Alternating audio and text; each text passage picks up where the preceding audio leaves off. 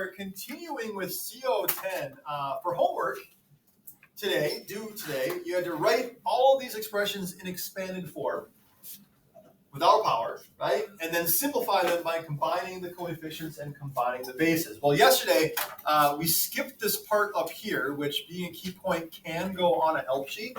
And even yesterday, while we were just talking about it, I heard some people mentioning some things they were noticing, some patterns, some connections. Remember, I told you that algebra is all about recognizing, identifying, and then using patterns. Okay? If we look back all the way up here, we're not going to write them all out in expanded form again, but basically, we talked about this having a power of 1, and our final expression, our simplified expression being 3 to the 5th. The next one was 7y to the 7th. And the third one was 40, combining those coefficients 8 and 5, x cubed y to the 5th. Now, if you look at the second page of this, you see that your exponents get a lot bigger. We have x to the 11th here. We have n to the 10th, n to the 8th, the 9th, the 3rd, the 1st, y to the 6th, the 9th, the 1st. I don't want you cubed, squared, 9th, 5th. I don't want you to have to write this out in expanded form every single time. Because quite frankly, that's a waste of time. Why I had you do it for today's assignment is because I wanted you to see mathematically what is going on here. Okay, why is it 3 to the 5th? What did I do? There we go. Why is it 3 to the 5th? Why is this 40? Where does the 40 come from? The x cubed, the y to the 5th, being able to look at and count and see how many of each base we have. But now that we've done that, now we get to take the mathematical shortcut and talk about the rule. And this can go on a help sheet. When multiplying by the same base, which is CO10, that's what we did, what happened to the coefficients? What was the rule for what you did with the coefficients? What do we do with the 8 and the 5? Or on the homework, what do we do with the 14 and the 10? The 2 and the 7? You multiply them. Okay? Whenever you are multiplying by the same base, your coefficients get multiplied. The reason being, because that's the operation going on here. This is all just multiplication. And there's only one of each of them. There's 1 8, 1 5. Multiply them, your coefficient here is 40. And you have the notes from expanded form, you can see that. There's only 1 8 and 1 5 when you write that out in expanded form. Okay? What about the powers here? I think the best example, well, not the best example, but we've got y cubed here, y to the 4th there. We end up with y to the 7th. 3 to the 4th here, 3 to the 1st here. We end up with 3 to the 5th. You add them. Okay? And again, expanded form shows you why. Because you literally have 7 times y times y times y. There are 3 of them there. Times 4 more y's. Total, you have 7. Right? But you have to understand with expanded form why these rules work, and that's why it works. You have 3, you get 4 more, total, you have 7. How about the base? How about the base? What happened to our base of 3 here, our base of y, our bases of x and y? What happened to them? James? You keep it the same. Okay? The base stays the same. And if you remember on the homework check, here's where people got in trouble. Right? I believe it was, what was it, 10 cubed times 10 squared, and people put 100 to the 5th. Understanding that 10 is a base and not a coefficient, right? You're not going to multiply 10 and 10. Because expanded form tells you there are no hundreds here. It's only 10 to the 5th power. The base stays the same. Whether it's a number or a variable, the base stays the same. It's the coefficients that get multiplied. The powers get added. Isn't this great stuff? Who's excited to do the second page now? Luca is. Evan is. Emily. Very good stuff. Let's go. Okay? This can go on a help sheet. Please put it there. If this fails you, then you can use expanded form, right? And we saw that. We did the whole first page, not using the rule, but using expanded form instead. What? Wait, it can fail you? I mean, if you forget it. That I shouldn't say if it fails you, if you fail it by forgetting it. The rule is not going to fail you. It works every single time. So, simplify each expression. The goal here is to not have to write the expression in expanded form.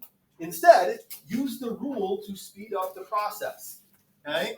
So, without expanded form, what's n to the 4th times n to the 6th? Aiden. N to the 10th. How'd you know that, Aiden? There's 2 n's and then you just add 1 6. And the n's are your bases. The base stays the same. The exponents are 4 and 6. 4 plus 6 equals 10. You're done. Okay? Pick one in the second row that you want to go over. Second.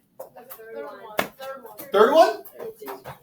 So again, not using expanded form here. Let's first identify our coefficients. Okay?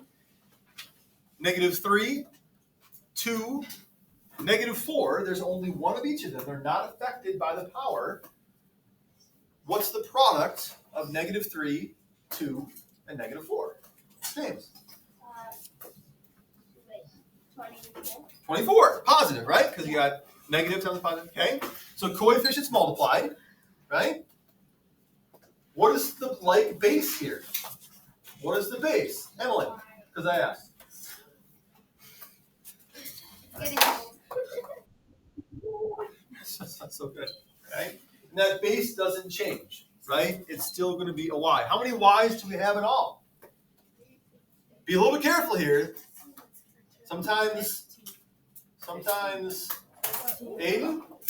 16. Oh, yeah. 6 plus 9 is 15, but don't forget that y counts. It has an exponent of 1, even though it's not written, it's still there. If you had to write this out in expanded form and counted the y's, you would count 16 of them. 6 from the first term, 9 from the third term, and then the 1 there. So 24y to the 16th would be the simplified expression. Okay? Pick one from the next row. What do you want to talk about there? Let's get a hand up in the air. Let's see, Audrey. The last one. Okay? Start with your coefficients. Coefficient of 8, coefficient of -7. Their product is -56. Now look at your bases. You have a couple of them. You can only combine like bases. And so we look at our base of x here, our base of x here. How many x's do we have in all? 15. 5 plus 10. We also have a base of y and a base of y here. How many y's do we have in all? 15. So, simplified expression, -56x to the 15th, y to the 15th. Much faster, much more efficient than writing it out in expanded form, yes? Right?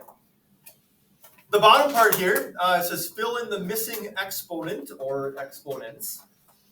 If we know that we have a total of 11 n's, n to the 11th here, I give you one term as n to the 5th. What exponent would have to go in that box to complete this equation and make it true? Okay, Chance. 6. Right? Because n to the 6th times n to the 5th equals n to the 11th. Right? So your homework for tomorrow is to complete this second page. You do not need to write it in expanded form. I'd like you to use the rule. But don't forget about this part of, is there a review? No, don't forget about this one. And then tomorrow, we'll move on to CO11, which is dividing by the same base. Same setup. Every page in this unit is essentially the same. Where we're going to be talking about kind of expanded form, what happens. We'll have the rule, right? And then you have a whole bunch of practice stuff. But like I said, this type of math is going to set that foundation for how things interact with each other. And that's what the rest of algebra is going to take us into. Okay. Questions, comments, concerns, complaints, compliments, congratulations, criticisms. Did I forget one? No, I think I skipped one. Anyway, go ahead. How do you do the last one? Well, I did say that exponents could be negative. Yeah. So you know what the rule is, okay? Exponents can be negative. Anything else? Okay. That's how I math. Don't Don't forget forget to like and and subscribe.